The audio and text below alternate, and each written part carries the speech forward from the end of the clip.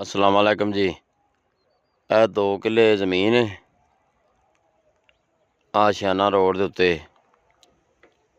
2 ਕਿੱਲੇ ਦਾ ਫਰੰਟ ਹੈ। ਇਹ 2 ਕਿੱਲੇ ਦਾ ਹੀ ਫਰੰਟ ਸਾਹਮਣਾ 120 ਫੁੱਟ ਦਾ ਸਰ ਰੋਡ ਹੈ। ਸਰਕਾਰੀ ਆਸ਼ਿਆਨਾ ਬਣਨ ਲੱਗੀ ਹੈ ਸਕੀਮ। ਇਹ ਸਾਹਮਣੇ ਅੱਗੇ ਨਜ਼ਰ ਆ ਰਹੀ ਹੈ ਜੇਲ੍ਹ ਬਣ ਰਹੀ ਹੈ ਸਰਕਾਰੀ। ਅੱਗੇ ਸਾਰਾ ਰਕਬਾ ਜਿਹੜਾ ਸਾਹਮਣਾ ਜੇਲ੍ਹ ਦਾ ਪਿਆ ਹੈ। ਇਹ ਟੋਟਲ ਰਕਬਾ ਅੱਗੇ ਨਜ਼ਰ ਆ ਰਿਹਾ ਸਾਰਾ ਦਬ ਵਾਲਾ। ਉਹ ਸਪੈਦਿਆਂ ਵਾਲਾ ਸਾਰਾ ਅੱਗੇ ਖਾਲੀ।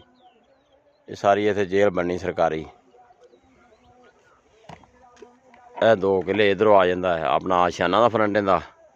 ਇਹ ਸਾਹਮਣਾ ਵਾਂਸ ਦਾ ਬੂਟਾ ਲੱਗਾ ਹੈ 2 ਕਿੱਲੇ। ਹੈ ਪਿੱਛੋਂ ਸੜਕ ਆ ਰਹੀ ਹੈ ਰੈਮੰਡ ਰੋਡ ਵੱਲੋਂ ਮੇਨ ਤੋਂ।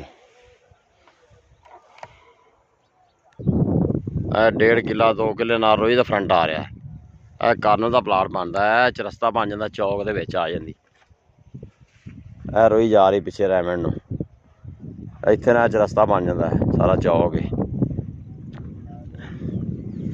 ਇਹ ਛੋਟੀ ਛੋਟੀ ਕਣਕ ਵਾਲੀ ਜ਼ਮੀਨ ਜਿਹੜੀ ਨਾ ਸਾਰੀ ਇਹ 2-2.5 ਕਿੱਲੇ ਆ।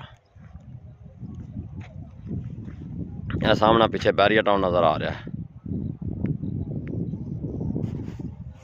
ਸਾਹਮਣੇ ਬੈਰੀਆ ਟਾਊਨ ਹੈ।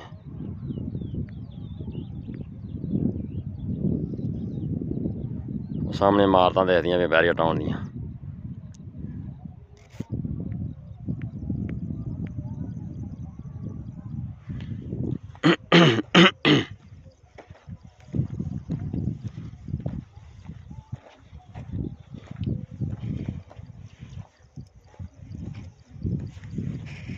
ਇਹ 2 ਕਿੱਲੇ ਰੋਈ ਦਾ ਫਰੰਟ ਲੱਗ ਰਿਹਾ।